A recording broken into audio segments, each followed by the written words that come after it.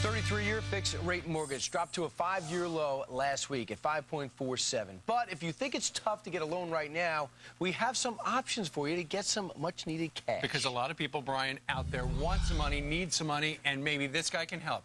Steve Kernut is the president of Inns Bank Mortgage and the author of Mortgage Cocktail, and he joins us today from Nashville. Hi, Steve. How are you? I'm great, man. How are you doing? Doing fine. We know that the federal government is pumping billions of dollars into the system, but then we hear these horror stories about people who need to get mortgages and can't. Tell us in a couple of simple steps how we can get the money. Yeah, it's amazing. You hear on the one hand that all the credit markets are completely frozen and there's no money. And then on the other hand, you hear that, rates are low and everybody's refinancing. Right.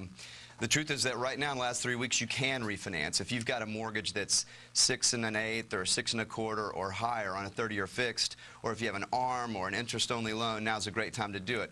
But you've got to have a few things. You've got to have really good credit these days. Steve, what is good credit these days? Okay, well, you know that everybody goes by this FICO credit scoring model. So you get 3 scores, and the middle of those scores is the one they take. You have to have about a 720 or a 740 in order to really take advantage of this stuff. Now, it's not saying you can't if you have a little lower score, but that's kind of the benchmark for entry there.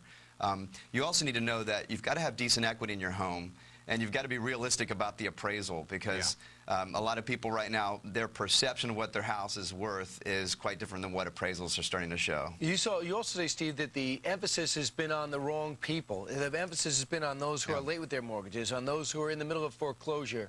What about the others?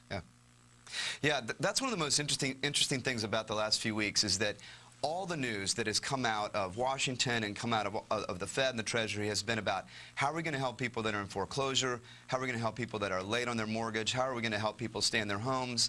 And there have been a lot of Americans that are sitting on the sidelines going, hey, I did the right thing, I've paid my bills, I got the right kind of mortgage, I didn't do anything reckless, there's nothing here to help me. Right. And so in this case, this refinance boom truly does help those folks because everybody else, the folks that are in foreclosure or have lates, they're excluded from this little wave. Right. Steve, you were talking earlier about you've got to be realistic about what your house is worth today, but that's hard to do because if you have a house that you paid $500,000 for 2 years ago, and today it is appraised at $250,000, you're not going to want to go back because in your head you're thinking, I'm about to take a $250,000 haircut. That's exactly right. In some parts of the country, the loss of home value has been so appalling that even if you have great credit, frankly, sometimes you might find yourself in a position that you can't refinance, and there's nothing anybody can do about that. But in most parts of the country still, for those folks that have some equity, you can actually still do it. It's just that going into this process, the other thing, in addition to being realistic about the appraisal, is you've got to be realistic about how tough this is going to be. You need to, this time around, you're going to have tax returns and W-2s and pay stubs.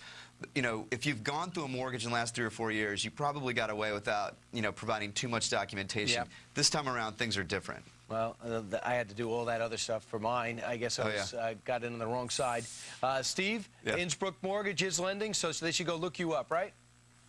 Yeah, that's great. And we're just grateful that we don't have any reporters throwing shoes at us down here right now. Absolutely. Remember to duck and always be ready because people are angry.